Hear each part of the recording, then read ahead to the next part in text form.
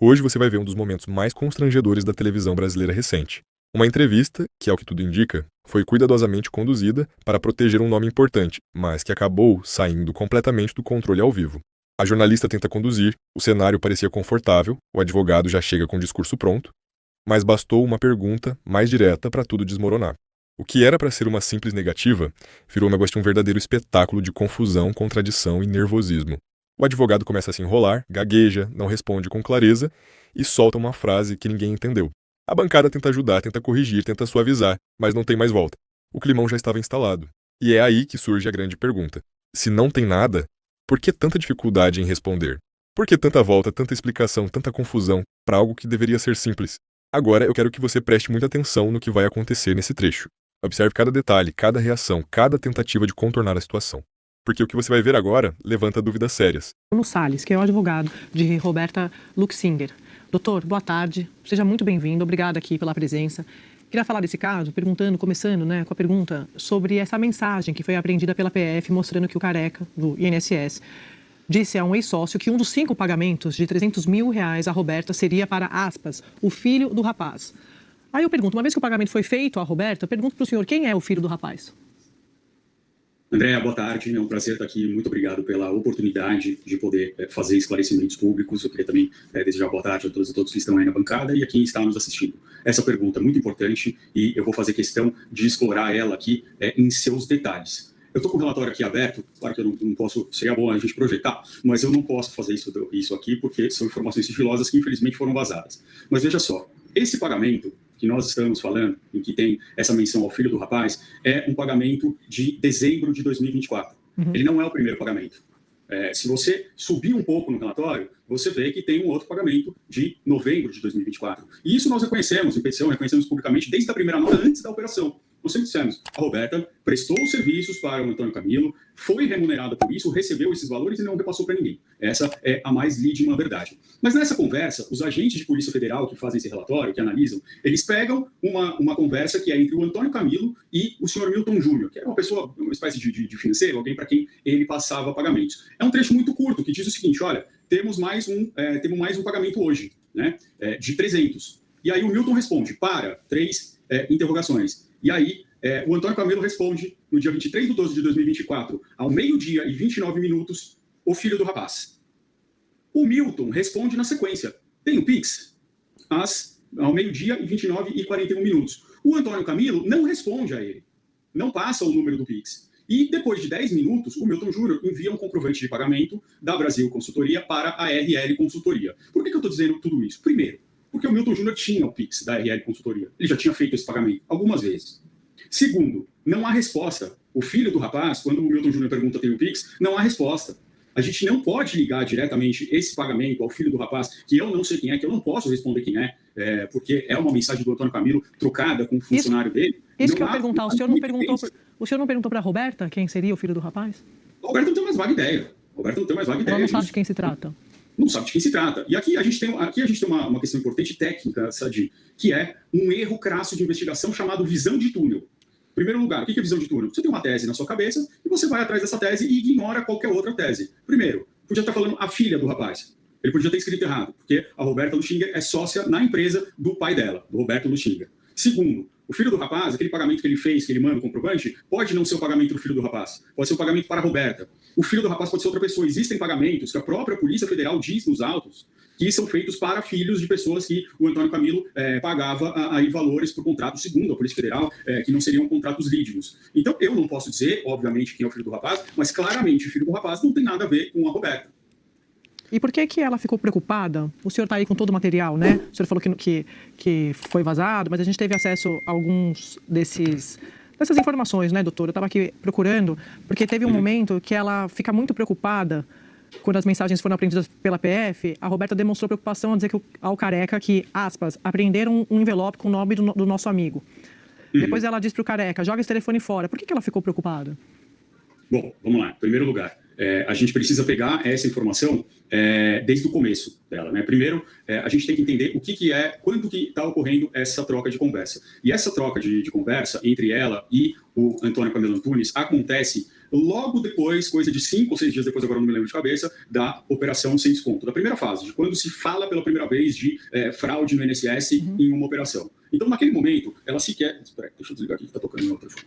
Naquele momento, ela sequer conhecia qual era o conteúdo da acusação. Ela não sabia do que ele estava sendo acusado, o que era uma operação pública, mas não era algo que é como hoje, né? O caso do INSS. Até então, o Antônio Camilo Antunes era um empresário, era reconhecido, e era mesmo, de fato, o próprio Edson Claro diz isso dele, era um empresário do ramo farmacêutico bem sucedido e bastante conhecido em Brasília. Então, nesse diálogo, que, claro, só vaza um pedaço, a Roberta está conversando com ele, dizendo longamente para ele, olha, você precisa se cuidar, cuidado aí com o que está acontecendo, eu vou te indicar um advogado, ela indica 2 advogados, não vou citar aqui para não expor ninguém, mas 2 advogados extremamente conhecidos, tá, aqui no Brasil inteiro, ela indica também um jornalista para gerenciamento de crise, fala, olha, tem uma série de coisas aqui que estão acontecendo, você precisa procurar um advogado, você precisa procurar alguma coisa, um diálogo longo, tá? São páginas e páginas disso. E aí ela diz em um momento, olha, eu soube pela imprensa, tá? Que foi pegar um envelope para um show que tinha o nome do nosso amigo. O nosso amigo era o Fábio, tá? De fato, parece que o Antônio Camilo tinha deixado um envelope lá para ele. Ele tinha um camarote no Mané Garrincha e tinha deixado um ingresso que o Fábio nunca usou. Então, peraí, o senhor está dizendo que a Roberta... ela teve uma operação da polícia e 4 dias depois, o senhor não sabe precisar exatamente quando, ela trocando mensagens, nessas mensagens que foram apreendidas pela polícia, ela demonstrou preocupação com o Antônio, conhecido como Careca do INSS, que a polícia encontrou um envelope com o nome de Fábio, e que é um dos filhos do presidente Lula, né, o conhecido como Lulinha, e que teriam ingressos de futebol, é isso? Não sei se era de futebol, não sei do que mas é. Mané Garrincha eu não entendi, o que é? Pode ser show. Não, eu sei, estou perguntando, mas era um ingresso de quê para o Mané Garrincha? É isso que eu estou perguntando. Não sei, o envelope estava fechado. Não, mas ela não sabe, ela estava preocupada. Não sabe, ela soube pela imprensa. Ela fala sobre pela imprensa que encontraram um envelope com o nome do nosso amigo. E por que ela estava preocupada? Porque nada mais natural. O Fábio já foi acusado de ter uma Ferrari banhada a ouro, ou uma Ferrari de ouro, de ter casa em Punta del Este, de ser acusado de ser acionista da JBS, de ser acusado de ser de uma série de coisas, né, dono da Oi ou coisa do tipo. E é óbvio que esse nome podia trazer uma preocupação. É natural, ela conhecia, ela é muito amiga do Fábio, é natural que qualquer coisa mas por que ela diz assim, em relação ao Fábio ia causar... Ela diz assim, ó, acharam o envelope com o nome do nosso amigo no dia da busca e apreensão. Aí ele responde, putz. Aí na sequência ela envia uma mensagem. Antônio, some com esses telefones, joga fora. Não é na sequência. Não é na sequência. Mas por que ela pediu para ele jogar os telefones fora? Porque era só um envelope com algo do Mané Garrincha, eu não entendi. Não, veja, primeiro que não tem ligação entre envelope e joga fora, continua um diálogo. Não, telefone, jogar o telefone fora, né? Sim, tudo bem, mas eles continuam fazendo um diálogo e ela fala isso como uma forma de, olha, se cuida, cuidado com as coisas que você tem. As coisas podem ser vazadas, como estão sendo vazadas. Estão sendo vazadas dia a dia a conta-gotas. Estão sendo vazadas, principalmente nesse caso, que envolve o filho do presidente da República, desde o ano passado, antes de CPI, antes de qualquer coisa. Então, é natural que você tenha essa preocupação. Inclusive, em um outro diálogo, ela fala com o Antônio, fala, olha, vão tentar envolver o Fábio nisso ou o nosso amigo nisso. Né? Ela diz isso. Eu não vou ler o diálogo aqui, porque é uma palavra de baixo calão, e o Antônio responde, olha, esses bolsos, não sei das quantas, estão loucos para tentar fazer isso. Para tentar por quê? Porque realmente não tinha qualquer coisa. Né? Havia um interesse legítimo, uma preocupação legítima de saber que alguém que foi envolvido numa operação, que à época ainda não era esse personagem careca do INSS nem nada, mas que tinha tido um contato com o Fábio, que a defesa dele já explicou minudentemente por que foi, que isso pudesse trazer uma grande confusão e pudesse ser explorado politicamente, como está sendo, como de fato veio acontecer. Doutor Bruno Otávio Guedes, prazer falar com o senhor. Eu fiquei numa dúvida.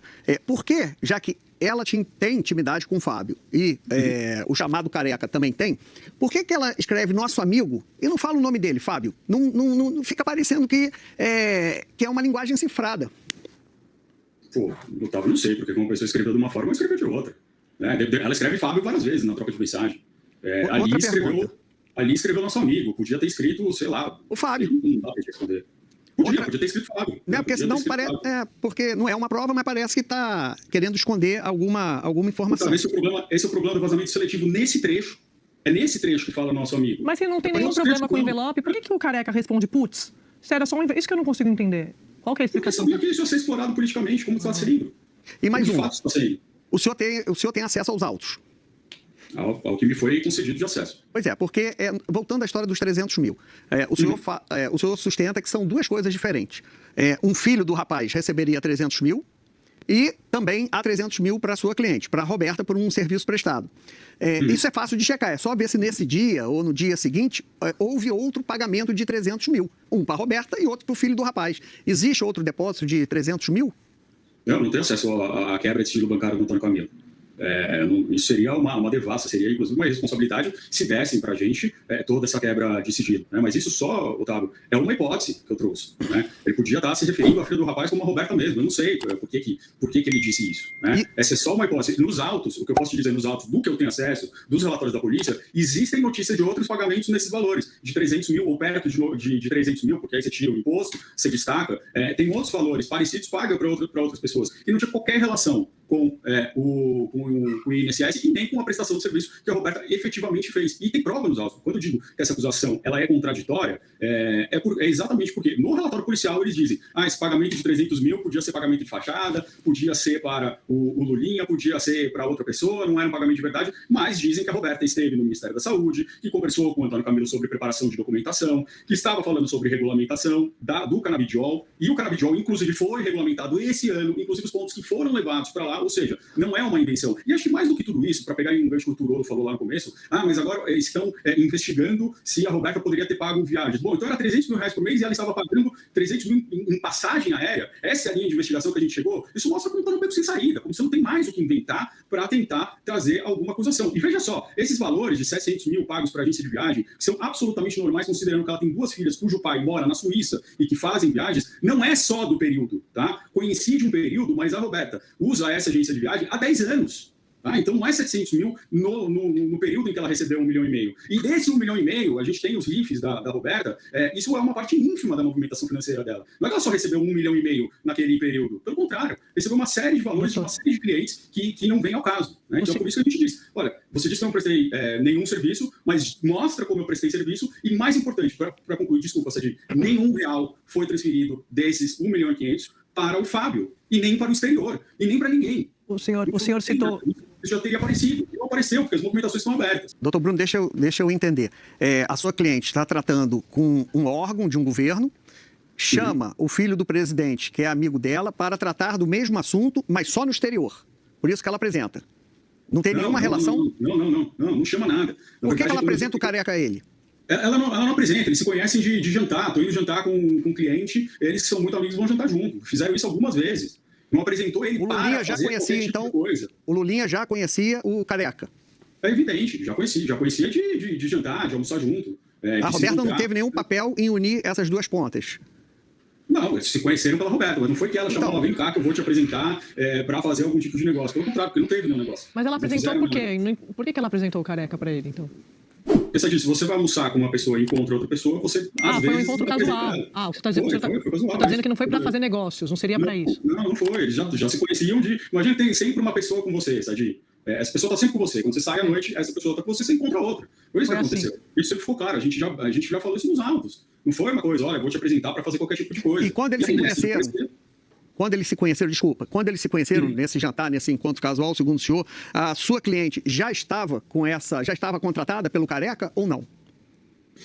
Olha, se estava contratado ou não sei dizer, eles nem lembram, isso já faz bastante tempo. Né? Eu não sei exatamente quando começou, mas certamente já estava sendo aventada uma prestação de serviço. Ou já tinha começado, ou estava em tratativas. O Antônio Camilo é apresentado para ela justamente porque ele sabia que ela tinha essa expertise e queria conversar com ela sobre esses possíveis negócios. E outros negócios que também acabaram não saindo do papel. O único que ela realmente prestou serviço foi relacionado ao canabidiol. O que você acabou de ver não é algo normal. Quando uma pessoa está segura do que está dizendo, a resposta vem direta, clara e objetiva.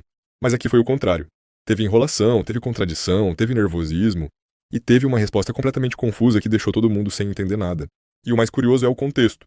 Uma entrevista que parecia controlada, com perguntas previsíveis, mesmo assim deu errado. Isso levanta um ponto importante.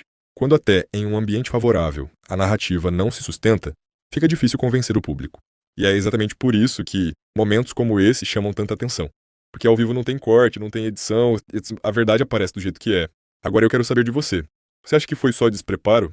Escreva aqui embaixo, quero saber a sua opinião. Deixa o like para mais gente ver isso aqui. Se inscreve no canal porque aqui a gente mostra o que muitos tentam esconder. Compartilha nesse vídeo, porque isso aqui precisa chegar em mais pessoas. Até o próximo vídeo e que Deus nos proteja